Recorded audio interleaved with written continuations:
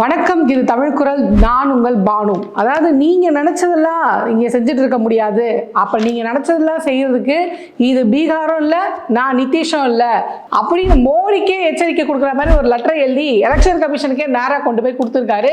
யாருன்னா ஆந்திராவுடைய முதல்வர் சந்திரபாபு நாயுடு அவர்கள் தான். பிஜேபி தனிப்பெரும்பான்மையே வர முடியல. ஸோ அதனால இவங்க ஆட்சி அமைக்கிறதுக்கு ரெண்டு கட்சியோட கூட்டணி இவங்களுக்கு தேவைப்படுது. ஒன்று இப்போ பீகார்ல முதல்வராக இருக்கக்கூடிய நிதிஷ் அவர்கள், இன்னொன்று ஆந்திரால சிஎம்மா இருக்கக்கூடிய சந்திரபாபு நாயுடு அவர்களுடைய கட்சி தான். ஸோ இந்த என்டிஏ கூட்டணியில ரெண்டாவது பெரிய உறுப்பினர்கள் கொண்ட கட்சியா இந்த தெலுங்கு தேச கட்சி வந்து இருக்கு. இப்போ இந்த தெலுங்கு தேச கட்சி தான் வந்து ஒரு மிகப்பெரிய பரபரப்பான லெட்டரை டைரக்டா எலெக்ஷன் கமிஷனுக்கே கொடுத்துருக்காங்க. அது வேற ஒன்றும் இல்லை, இந்த எலெக்ஷன் கமிஷன் திடீர்னு ஒரு குண்டு தூக்கி போட்டது பார்த்தீங்களா பீகார்ல. இந்த எலெக்ஷன் நெருங்குற நேரத்தில் நான் வந்து இந்த ஸ்பெஷல் இன்டென்சிவ் ரிப்போர்ட், அதாவது இந்த வாக்காளர் பட்டியலை கட்டாயமா சீர்திருத்தம் பண்ண போறோம் அப்படின்னு ஒரு குட்டை தூக்கி போட்டாங்க. இதுக்கு ஃபர்ஸ்ட் கண்டனம் யார் தெரிவிச்சாங்க அப்படின்னு பார்த்தீங்கன்னா வெஸ்ட் பெங்காலுடைய முதல்வர் மம்தா பானர்ஜி அவர்கள் தான். அதை படிச்சு பார்த்தவனே அவங்க அதிர்ச்சியாக எது சொன்னாங்கன்னா, இது எனக்கு என்னவோ வாக்காளர் பட்டியலை சரி பார்க்குற மாதிரி தெரியல, எனக்கு தெரிஞ்சு இது வாக்காளருடைய உரிமையை பறிக்கிற மாதிரி தான் தெரியுது. சொல்ல போனோம்னா இது என்ஆர்சியை மறைமுகமாக உள்ள கொண்டு வர வேலை அப்படின்னு முதல் எச்சரிக்கையை அவங்க கொடுத்தாங்க. அதுக்கப்புறம் பல எதிர்கட்சிகள் வந்து இதுக்கான கண்டனத்தையும் இதுக்கான எதிர்ப்பையும் ரொம்ப ஸ்ட்ராங்காக முன் வச்சுட்டே இருக்காங்க. இப்போ அந்த லிஸ்ட்ல சந்திரபாபு நாயுடு அவர்கள் சேர்ந்திருக்காங்க. என்னதான் கூட்டணி கட்சியா இருந்தாலும் எனக்கே நீ ஆப்பு வச்சா அதை நான் சும்மா வேடிக்கை பார்த்துட்டு இருக்க மாட்டேன். ஏன்னா இந்த திடீர்னு சீர்திருத்தம் பண்ற வாக்காளர் பட்டியலை வந்து திருத்துற அப்படின்னு சொன்னாங்க பார்த்தீங்களா, இது குறிப்பா ஏற்கனவே நம்ம சொல்லியிருந்தோம், அது முஸ்லிம்ஸ் தாழ்த்தப்பட்ட மக்களுடைய ஓட்டுரிமையை பறிக்கிறதுக்கான மறைமுக வேலை தான் அப்படின்னு இதுக்கு முன்னாடி சில வீடியோவில் நான் பேசியிருந்தேன். ஸோ அதை தான் அவங்களும் முன்னெடுக்கிறாங்க. ஏன்னா சந்திரபாபு நாயுடு அவர்களுக்கு ஆந்திராவில் கிட்டத்தட்ட 7-8% வரைக்கும் இஸ்லாமியர்களுடைய வாக்கு செல்வாக்கு இருக்கு. ஸோ இதை அவர் அவ்வளோ சீக்கிரமாக விட்டு கொடுக்க மாட்டாரு. ரெண்டாவது, நீங்கள் செய்யறது எல்லாத்தையும் நான் வந்து வேடிக்கை பார்த்துட்டு இருக்க முடியாது. கூட்டணி வச்சேன் உண்மைதான், அதுக்காக எங்கள் தலையிலே நீங்கள் கை வைப்பீங்களா அப்படின்னு ஒரு லெட்டர் எழுதியிருக்காங்க. என்ன அப்படின்னு பார்த்தீங்கன்னா, அதாவது தெலுங்கு தேச கட்சியோட பிரதிநிதி குழு என்ன பண்ணுறாங்கன்னா, எல்லாரும் ஒன்றா சேர்ந்து ஒரு லெட்டரை கொண்டு போய் நேரடியாக எலெக்ஷன் கமிஷனர் ஆஃபீஸருக்கு ஜூலை 15ஆம் தேதி இந்த கடிதத்தை கொடுக்குறாங்க.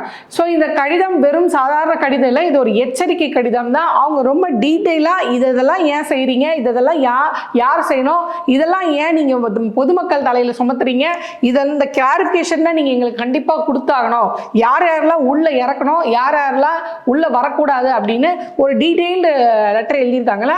அதில் முக்கியமான சில கேள்விகள் வந்து அவங்க கேட்டிருக்காங்க. அந்த கேள்விகள் என்னென்ன அப்படின்னு டீட்டெயிலாக பார்ப்போம். அதில் ஃபர்ஸ்ட் கேள்வி அவங்க என்ன கேட்குறாங்கன்னா, இந்த ஸ்பெஷல் இன்டென்சிவ் ரிவிஷன் அப்படின்னு நீங்கள் சொல்கிறீங்களே, இதோடைய வெளிப்படைத்தன்மை என்ன, உண்மையிலே இது என்ன, இது உண்மையிலே வாக்காளர் பட்டியலை தான் நீங்கள் சரி பார்க்க போறீங்களா, இல்லை இதில் என்ஆர்சியை புகுத்துறதுக்கான ஏதாவது வழிவகையை பண்ணியிருக்கீங்களா அப்படின்ற தெளிவு எங்களுக்கு வேணும். நீங்கள் அதை தெளிவுபடுத்துகிற இடத்துல நீங்கள் இருக்கீங்க. சும்மானா நீங்களாம் வந்து நான் வாக்காளர் பட்டியலை சரி பார்க்குறேன் அப்படின்ட்டு நீங்கள் குடியுரிமை சட்டத்தை வந்து இதில் புகுத்த முடியாது. ஏன்னா இதில் நீங்கள் சம்பந்தமே இல்லாமல் வாக்காளர் பட்டியலை சரி பார்க்குறீங்கன்னா, ஏற்கனவே உங்களுக்கு வாக்காளர் இது இருக்குது, ஓட்டர் ஐடி இருக்குது, அந்த ஓட்டர் ஐடி செல்லாதுன்றீங்க. சரி, ஓட்டர் ஐடி இல்லைன்னா ஆதார் கார்டு இருக்குது, ஆதார் கார்டு செல்லாது. சரி, அதுவும் வேணாமா, ரேஷன் கார்டு இருக்குது, ரேஷன் கார்டு அதுவும் செல்லாது. இப்படி இத்தனை வருஷமா இந்த நாட்டில் எதெல்லாம் நாங்கள் வந்து இந்த நாட்டோடைய குடிமகன் சொல்லி ஆதாரமாக காமிச்சிட்டு இருந்தோமோ அதெல்லாம் செல்லாதுன்னு சொல்லிட்டு இதுக்கு செல்லக்கூடிய ஆதாரம் தான் என்னன்னு கேட்டால் ஒரு 11 டாக்குமெண்ட் இல்லாத டாக்குமெண்ட்லாம் இவங்க கேட்டுட்டு இருக்காங்க. இந்த இல்லாத டாக்குமெண்ட்லாம் ஒரு ஓட்டு போடுறதுக்கு எதுக்கு நீங்க கேட்குறீங்க? அப்போ ஓட்டு போடுறதுக்காக நீங்க இதை கேட்குற மாதிரி எங்களுக்கு தெரியல.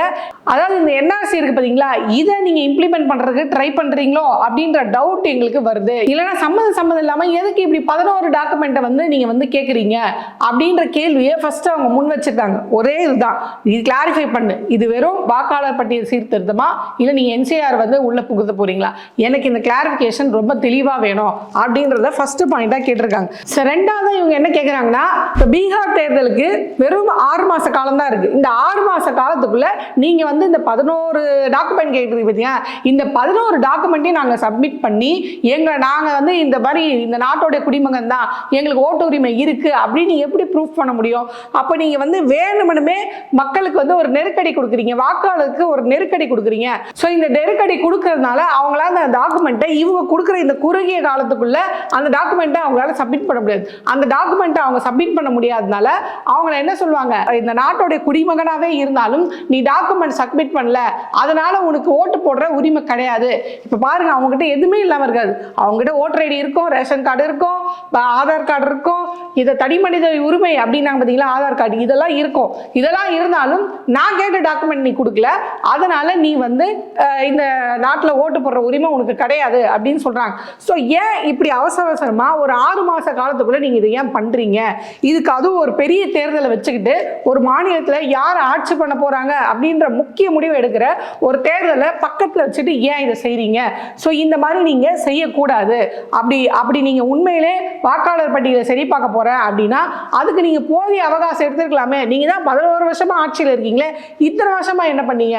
அதுவும் கரெக்டா பீகார் தேர்தல் வரும்போது ஏன் இதை வந்து நீங்க கையில் எடுத்திருக்கீங்க? ஸோ இந்த 6 மாசம் கெடு வச்சு பண்ணலாம் கூடாது. நிறைய மாசம் இடைவெளி எடுத்து பொறுமையா விசாரணை பண்ணி இவங்கெல்லாம் கரெக்டான இது வச்சிருக்காங்களா இல்லையா அப்படின்றத ஒரு பெரிய டைம் பீரியட் எடுத்து நீங்க பண்ணணும் அப்படின்னு கேட்டிருக்காங்க.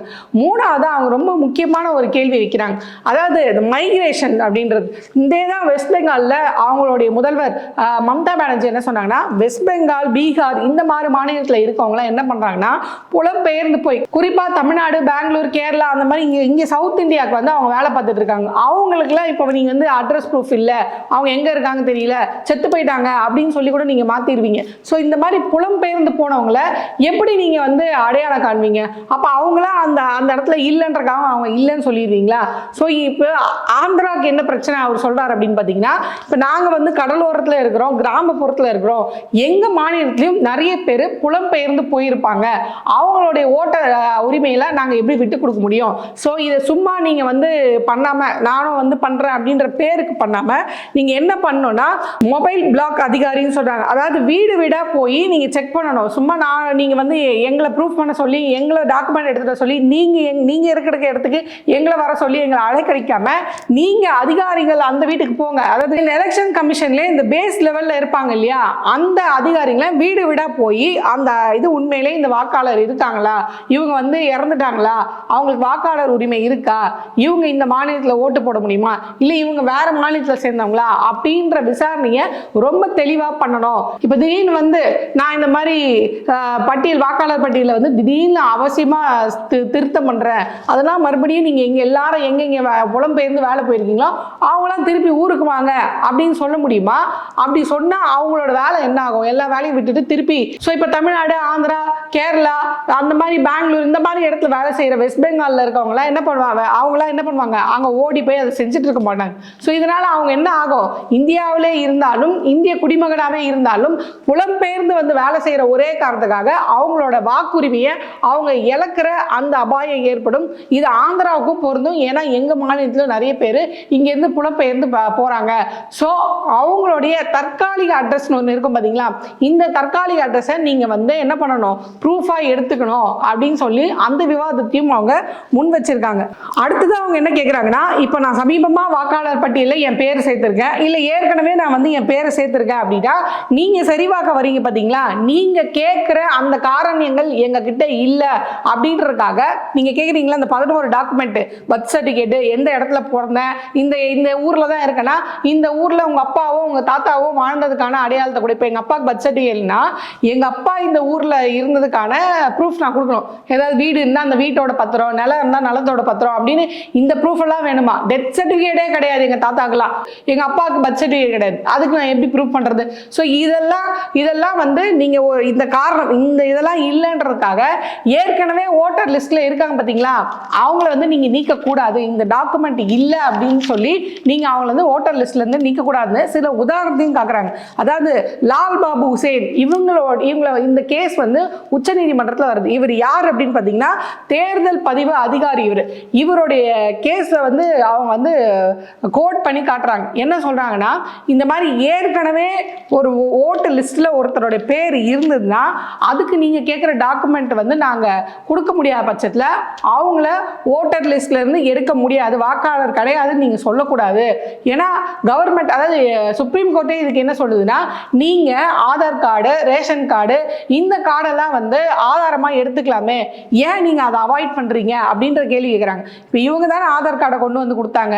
இப்போ இந்த ஆதார் கார்டை வந்து எந்த அடிப்படையில் நீங்கள் எங்களுக்கு கொடுத்தீங்க?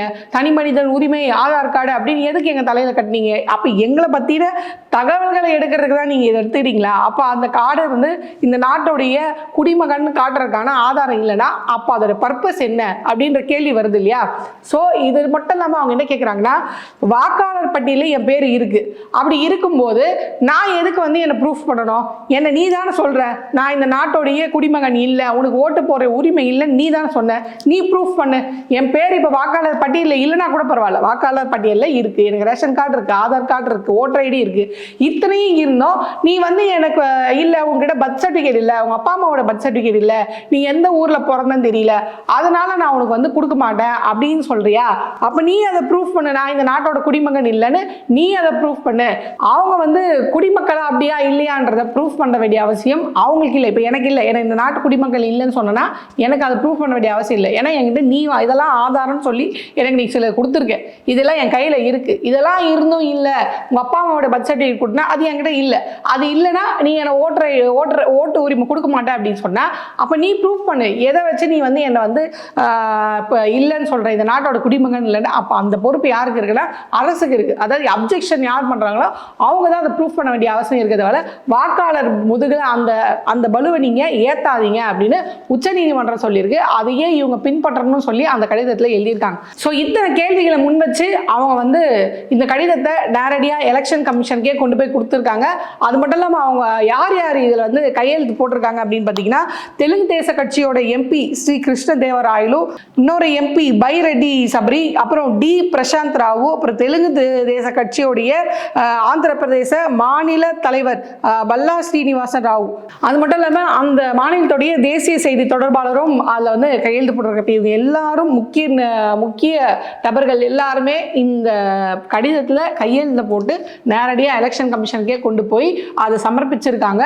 ஸோ அது மட்டும் இல்லாமல் அவங்க என்ன சொல்றாங்கன்னா, இந்த இதில் வந்து இந்த எங்களோட பூத் கமிட்டி மெம்பர்ஸ்லாம் இருக்காங்க பார்த்தீங்களா, இவங்களை கூட இந்த பணியில் நீங்கள் இறக்குங்க. வாக்காளர் பட்டியல் தானே சரி பார்க்க போறீங்க, அதுக்கு எங்கள் மாதிரி பூத் ஏஜென்ட் எல்லா கட்சிகளுடைய பூத் ஏஜென்ட்டை வந்து இந்த காலத்தில் நீங்கள் இறக்கணும். ஸோ இந்த எலெக்ஷன் கமிஷனுடைய மற்ற அதிகாரி இருக்காங்க பார்த்தீங்களா, அவங்களையும் நீங்கள் வந்து இதில் இந்த காலத்தில் இறக்கணும். ஸோ இங்கே பொதுவாக எதையும் நடத்தாமல் தீர விசாரணை பண்ணி ஒரு வாக்காளருடைய ஓட்டை கூட நீங்கள் வீணடிக்கக்கூடாது அப்படின்னு ரொம்ப கட் அண்ட் ரைட்டாக அவர் வந்து பேசியிருக்காரு. கூட்டணி இருக்கிறது உண்மைதான், அதுக்காக நீங்கள் பண்ணுற இந்த அநீதி, அதாவது கூட்டணி வச்ச கட்சிக்கே இவங்க வந்து அநீதி பண்ணுறாங்க. ஏன்னா நிதிஷ் அங்கே மாட்டிட்டு தான் முடிச்சிட்டு இருக்காரு. இப்போ இந்த பீகாரில் இவங்க இதை பண்ணிட்டு இருக்காங்க பார்த்தீங்களா, இது பண்ணுறதுனால நிதிஷ் அவர்களுக்கே கிட்டத்தட்ட 17% 18% முஸ்லீம்களோட வாக்கு வர வேண்டியது வராமல் போகுது. இப்போ அவங்களுக்கு வந்து நிதிஷ் ஓட்டு விழுதா விழலையா அப்படின்றத பற்றி பாஜக கவலைப்படாது. பாஜகவுடைய நோக்கம் எல்லாம் தான் எப்படியாவது ஜெயிச்சு வரணும். அதாவது இப்போ நிதிஷ் அவர்களுடைய ஓட்டு கம்மியாகி இவங்க அதிகப்படியாக ஜெயிச்சா அவங்க என்ன சொன்னாங்க, நான் தான் அதிகமாக இருந்திருக்கேன், அதனால எனக்கு தான் நீ வந்து முதல்வர் பதவி கொடுக்கணும், நீ துணை முதல்வர் ஆகிடு அப்படின்னு ரொம்ப ஈஸியாக நிதிஷை வந்து நிதிஷோட உரிமையை மழுங்கடிக்கிற வேலையை அவங்க ஈஸியாக பார்ப்பாங்க. ஸோ அதனால அதை பற்றிலாம் பாஜக கவலைப்படாது. தான் மட்டும்தான் இருக்கணும், மற்ற கூட்டணி வைக்கலையா எதிர்கட்சி, அதை பற்றிலாம் அவங்களுக்கு கவலையே கிடையாது. கூட்டணி தர்மம்னா என்ன அப்படின்றது கூட இந்த மோடி அரசுக்கு தெரியாதுன்றது தான் உண்மை. ஸோ நிதிஷை வந்து பீகார் எலெக்ஷனை காரணம் காமிச்சு அங்கே அல்லகோலப்படுத்திட்டு இருக்காங்க. இதே நிலைமை தான் விரைவில் ஆந்திர பிரதேசத்துடைய சிஎம் சந்திரபாபு நாயுடு அவர்களும் ஃபேஸ் பண்ணிடுவார். அப்படின்றதுனால தான் முன்னெச்சரிக்கையாக அவர் ஒரு கடிதத்து மூலிமா தன்னுடைய எச்சரிக்கையை அவர் தெரிவிச்சிருக்காரு. ஸோ பொறுத்திருந்து பார்ப்போம் இதுக்கு பதில் எப்படி வருது, இன்னும் மற்ற மாநிலத்திலேருந்து எந்த மாதிரியான கடிதங்கள்லாம் வரப்போகுது, யாரெல்லாம் இதுக்கு என்னென்ன மாதிரியான வலுவான எதிர்ப்புகள்லாம் தெரிவிக்க போகிறாங்க அப்படின்றத பொறுத்திருந்து பார்ப்போம்.